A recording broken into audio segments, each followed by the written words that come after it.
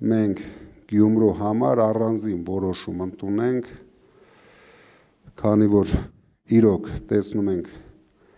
հայրաքաղաքի վիճակը այդքան բարվոք չէ, բայց կլուծենք բոլոր խնդիրները, մի կասկածեք, ինձ թվում է 5 տարին մեզ բավական է, որ մենք ունենանք բոլորովին ուրիշ Շիրակի մարզ, առավել ևս բոլորովին ուրիշ Գյումրի քաղաք, որը կդառնա մեր պետության, մեր ազգի հպարտությունը։